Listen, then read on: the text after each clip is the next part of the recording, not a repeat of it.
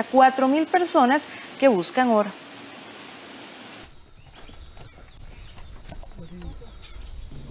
Así luce ahora la finca Cruzitas. Las construcciones que en su momento Industrias Infinito levantó han sido dañadas e incluso quemadas. Pero así es como lucen grandes sectores de la finca. La extracción ilegal de oro ha hecho que existan estos huecos. Todavía incluso se observan rastros de las herramientas que utilizan estas personas para extraer, limpiar y conseguir el material.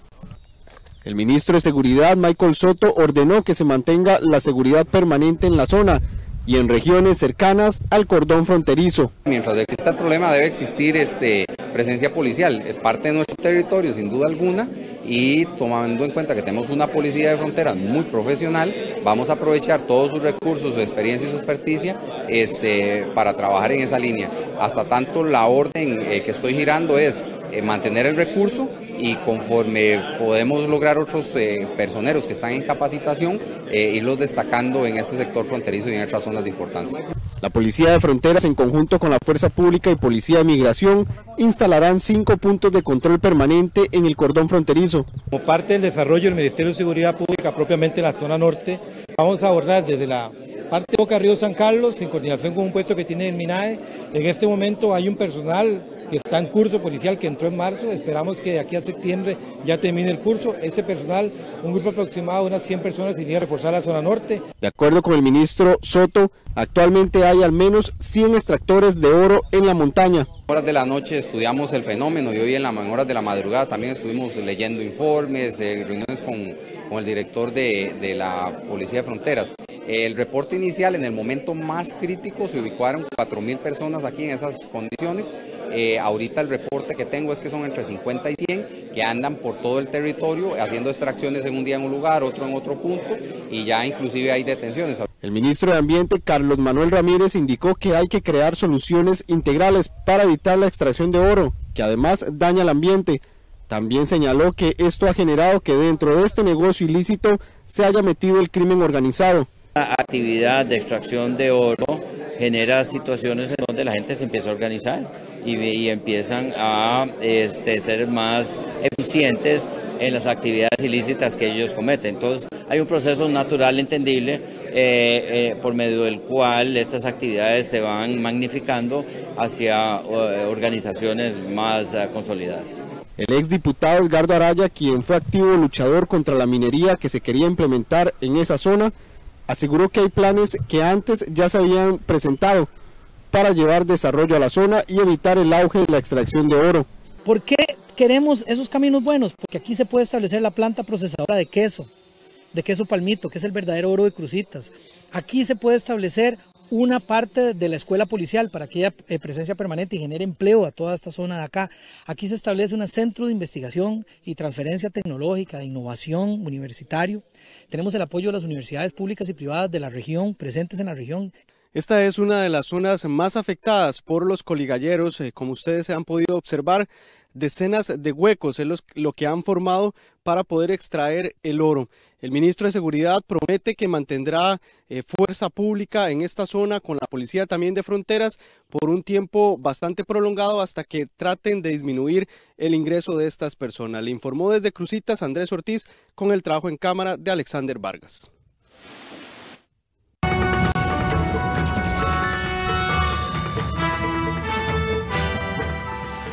Nos acompaña para la entrevista de fondo esta noche don Jorge Lobo. Él es biólogo ambientalista que tiene la característica de que fue llevado a juicio por la empresa minera Cruzitas por declaraciones en su libertad de cátedra.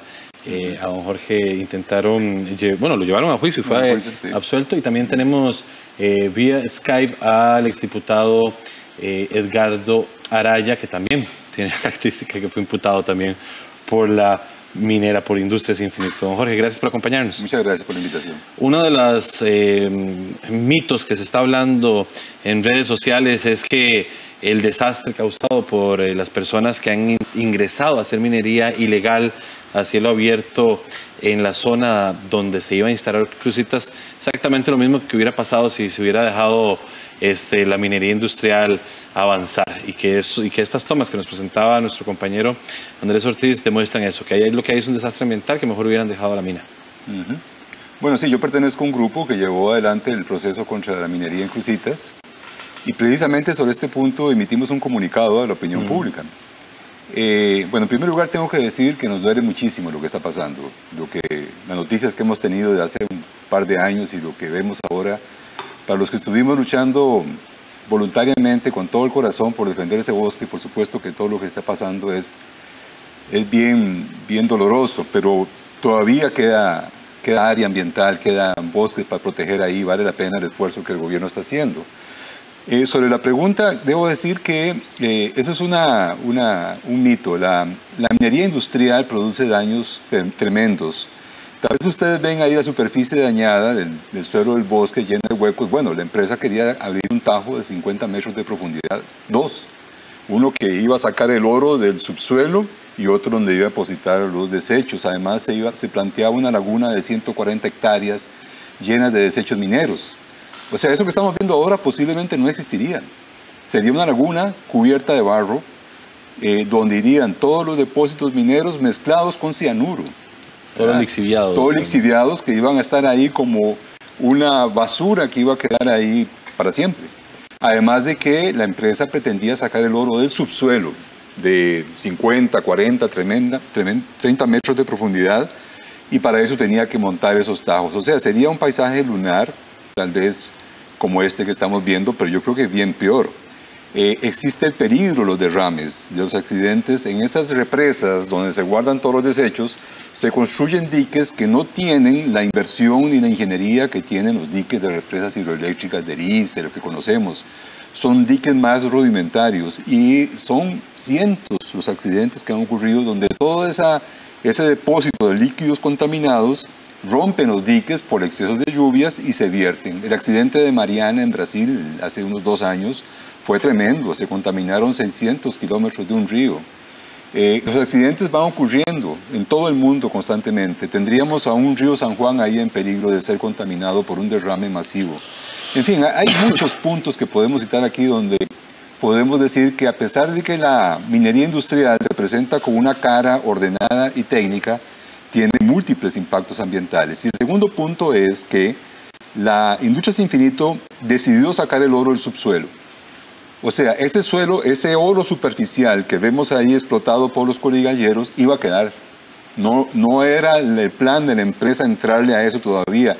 Iban a buscar los yacimientos más ricos a 50, 40 metros de profundidad.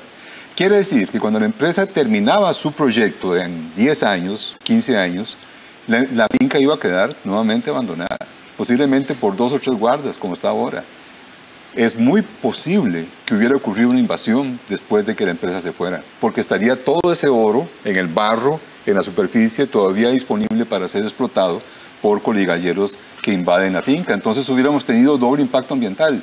1, de la minería industrial durante 10 o 15 años, y 2, por invasiones posteriores que ocurrirían y que repetirían los sucesos que estamos viendo ahora, porque el oro seguiría disponible para los coligalleros una vez que la industria se fuera de Costa Rica. Don Jorge, el intento de la transnacional fue fallido, pero vemos que ahora nos están informando que cerca de 4.000 personas han invadido estas 805 hectáreas. ¿Qué fue lo que pasó o cuál fue la causa principal para ahora ver estas imágenes y ver el deterioro que hay en este sector?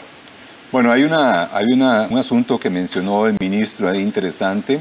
Creo que sí funciona una mafia, una red de gente que recluta gente con necesidades económicas para invadir áreas donde hay oro. Esto se parece mucho a lo que pasó en Corcovado. Es un movimiento coordinado, organizado, rápido, donde el Estado no tiene oportunidad de responder porque es una invasión tan coordinada que deja a la policía sin posibilidades. Y además, ¿de dónde esta gente ha conseguido el mercurio que está usando? Ese es el peligro de contaminación más grave que hay ahora en Cruzitas. Eso es algo que el Estado y el Ministerio del Ambiente tienen que entrarle. Y entiendo que está dentro de la agenda de trabajo del gobierno para este problema. La contaminación por mercurio es gravísima, es uno de los elementos más tóxicos que hay.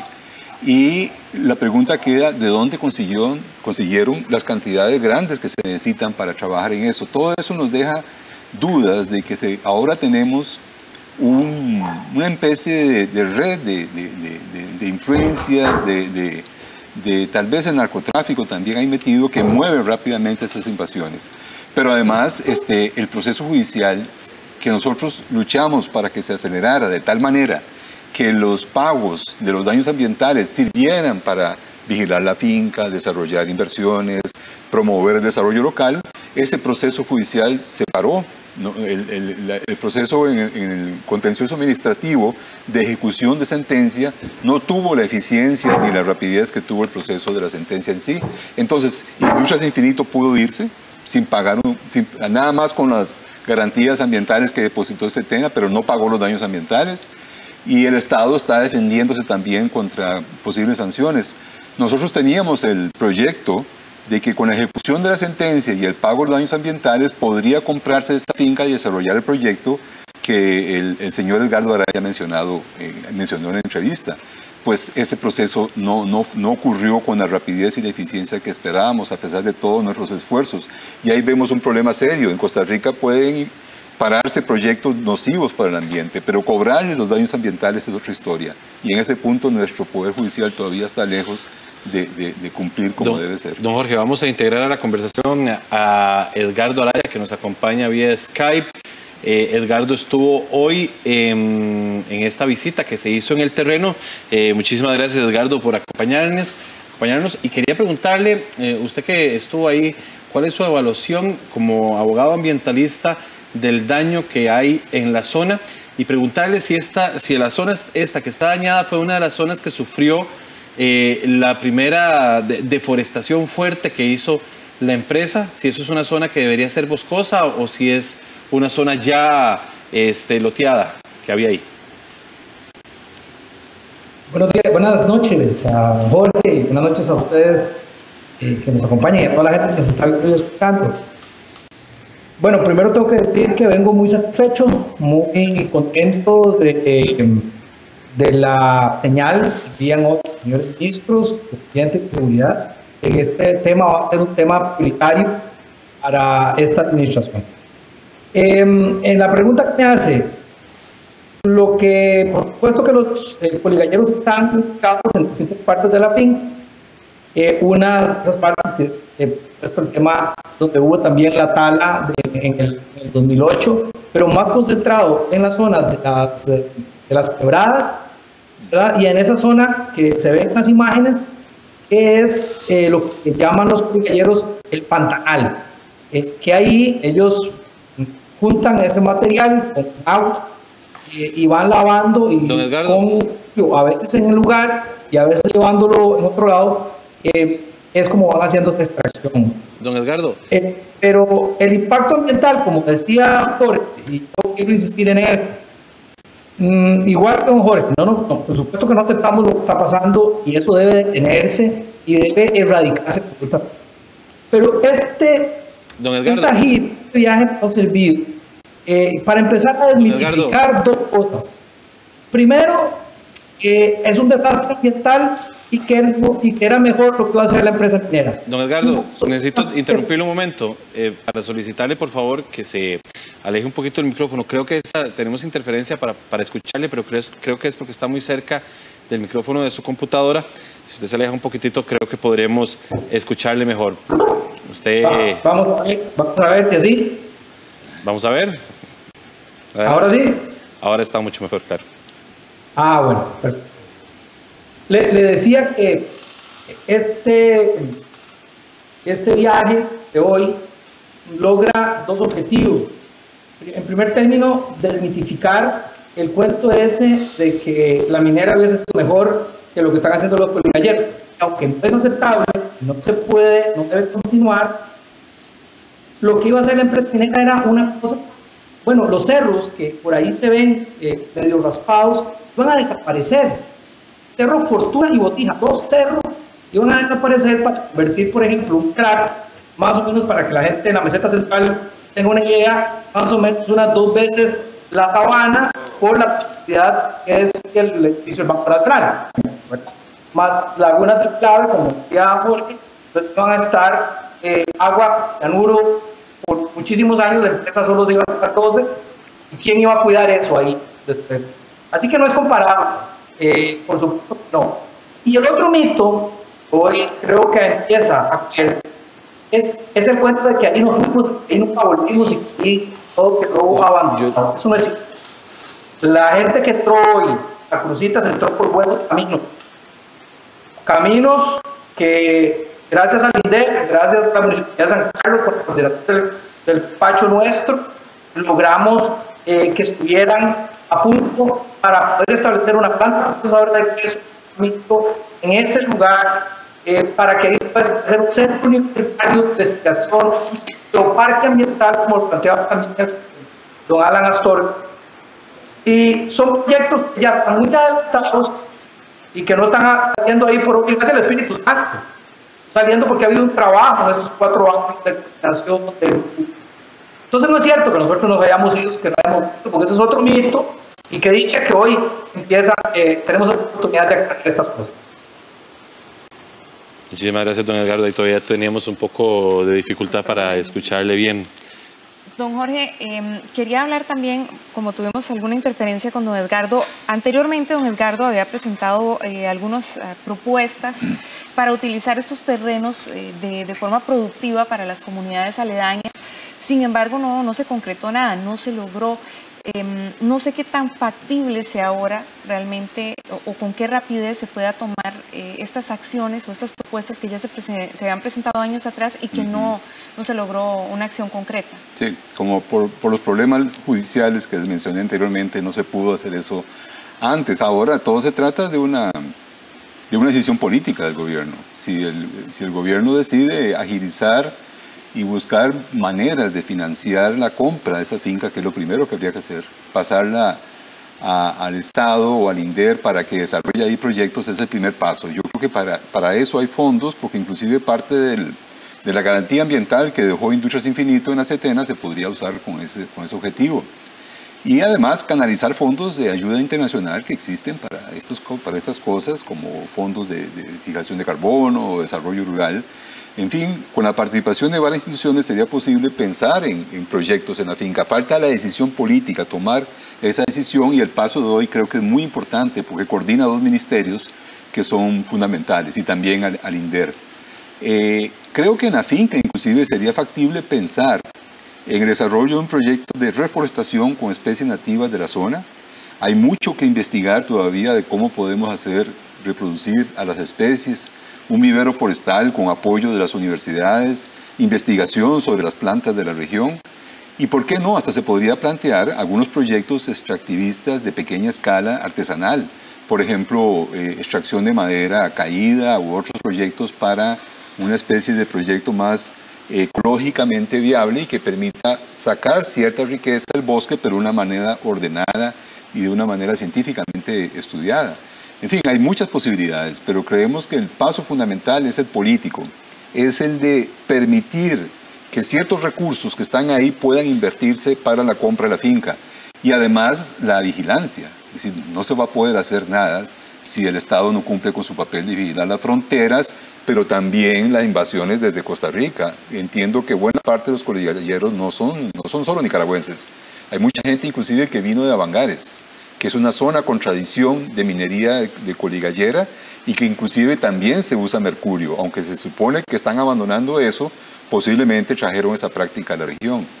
Descontaminación con mercurio también, es un paso que hay que dar, ver cómo está la situación ahora en la zona, porque eso es muy peligroso. En fin, pero creo que se están dando los primeros pasos. Enhorabuena, hay una especie de alianza entre organizaciones ambientalistas, el Estado, para llevar esto adelante. Don Jorge, más allá de Cruzitas, ¿verdad? Más allá del caso específico que nos trae este tema en la actualidad, o lo que sucedió desde hace ya más de 10 años con esta mina, es el asunto sobre la política pública respecto a las industrias extractivistas, tanto, porque no es solo minería, ¿verdad? Estamos hablando de extracción de petróleo, de gas natural, ¿verdad? La importancia o la necesidad de centrar el debate nacional en eso, y ustedes tienen una posición clara al respecto. Claro, nosotros pensamos que la explotación de recursos naturales por empresas extranjeras en este proceso de extracción de especialmente recursos mineros y combustibles es muy peligroso para el ambiente. Esa es la experiencia mundial, no estoy inventando nada. Los accidentes, los daños ambientales son cuantiosos y además es un camino de desarrollo que se está practicando en América Latina en forma completamente abierta. México, Colombia, Chile, Brasil son ejemplos donde se ha apostado todo por la minería. Perú, me olvidaba Perú, y Bolivia ya en una forma diferente, pero también. ¿Y cuál ha sido la experiencia en esos países? Hay pobreza todavía, es decir, hay desigualdad. Las zonas donde se instala la minería viven una especie de fervor económico, como ocurrió con las bananeras en Costa Rica, y se van las empresas y todo vuelve a como estaba antes. Entonces, las políticas de desarrollo tienen que tener mucho cuidado en ese tipo de inversión extranjera, porque es toda una red de empresas multinacionales, especialmente canadienses, que fue el ejemplo que tuvimos aquí, que vienen con el cuento de resolver la economía a través de la extracción minera. Nosotros pensamos que no, que el país requiere desarrollo local, desarrollo rural, de impulsar nuevamente la agricultura, de buscar nuevas iniciativas económicas, y para eso hay experiencia y capacidad instalada en nuestro país. Tenemos que volcar el desarrollo al campo, tenemos que volver a dar el apoyo a los agricultores que han perdido en no sé cuántos años de nueva agricultura y de mercados regidos bajo una política neoliberal. Eso es una realidad, ese impacto económico en las zonas rurales. Yo tengo la experiencia en la península de Osa, una región que ha sido azotada también por el problema de la minería. Y uno puede ver cómo funcionó ahí, cómo repercutió en el desarrollo local las políticas económicas. Y creo que ahora precisamente la gente ha tomado otro rumbo, está buscando nuevas vías de desarrollo, el ecoturismo, la agricultura en pequeña escala, y ahí se puede ver cómo ese podría ser el futuro también de Cruzitas. Bueno, vamos de inmediato ya nuevamente con don Edgardo Araya. Don Edgardo, ahora nos estaba mencionando usted sobre la visita que realizaron el día de hoy. Veíamos daños bastante cuantiosos. ¿A cuánto tiempo usted como ambientalista cree que este daño que se ha generado podría restablecerse? Y bueno, hoy ya se dio un primer paso, pero ¿cómo lograr que cerca de 4.000 personas puedan dejar de invadir este lugar, este territorio?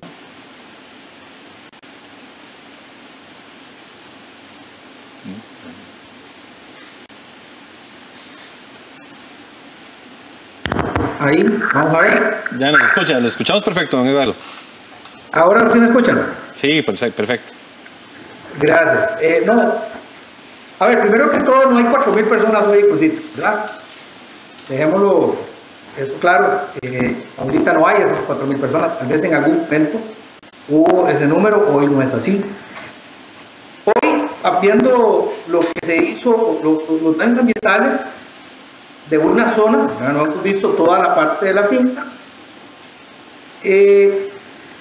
analizábamos que si eso se deja quietito, dejamos que la madre naturaleza haga su trabajo, en 2 años el daño que está ahí se ha recuperado. O sea, para que vean, digamos, la diferencia entre lo que se pretendía hacer y está pasando. En 2 años. Sí, 2 años. Perfecto, bueno. Lo que se llama la restauración natural. Si se deja que distinto esas zonas, porque la afectación, una parte es de potrero, en la parte donde hay bosque, sí ha habido raspado de suelo, en la parte, digamos, cercana a las quebradas, han caído algunos árboles, pero si eso se deja quieto, en 2 años se recupera sin problema. Muchísimas gracias, Edgardo, por habernos acompañado esta noche. Se nos ha acabado el tiempo. Don Jorge, gracias, un mensaje. Muchas gracias a ustedes. Muchísimas gracias. Vamos a ir a una pausa, regresamos en un momento.